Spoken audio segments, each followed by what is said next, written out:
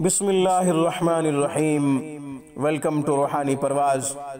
रूहानी परवाज़ में एक नए वजीफ़े के साथ, एक नए खूबसूरत अमल के साथ हम आपको खुशामदीद कहते हैं।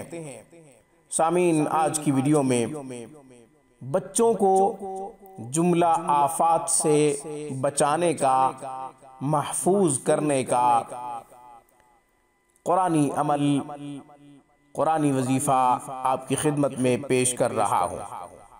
सामीन, जैसे बच्चा पैदा होने के बाद नहला के अज़ान व इक़ामत दाएं बाएं कान में जब दे दी जाए तो उसके बाद सूरह जासिया बिस्मिल्लाह के साथ सूरह जासिया लिखकर बच्चे के गले में डाल दी जाए, जुमला आफात से महफूज रहेगा।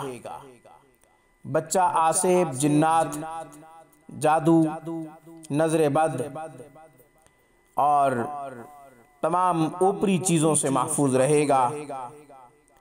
यह अमल न सिर्फ बच्चों के लिए काम आएगा, यह अमल बड़ों के लिए भी कारगर साबित होगा। मगर चूंकि बच्चा कमज़ोर होता है, इसलिए जुमला आफात बच्चे को जल्द घेर लेती हैं। नजर बद, आसेब, ऊपरी चीज़ों का असर, अकेला बच्चा खेल रहा होता है या कभी सोया हुआ होता है, माँ काम कर रही होती है, या ये कि असर और मगरिब के बाद बच्चा अकेला नीचे खेलता है। हुजूर अलैहिस्सलातु वस्सलाम का इरशाद गिरामी है कि असर और मगरिब के बाद जिन्नात के बच्चे खेलते हैं।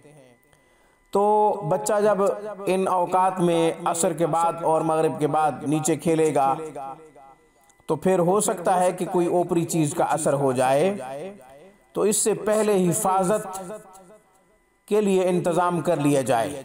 जैसा कि आजकल हमारे पाकिस्तान में हिफाजत के लिए इंजेक्शन लगाए जाते हैं, हिफाजत के लिए पोलियो वैक्सीन पिलाई जाती है कि बच्चे को मुस्तकबिल में कोई बीमारी ना लगे, बच्चे को मुस्तकबिल में कोई माजूरी लाहक ना हो।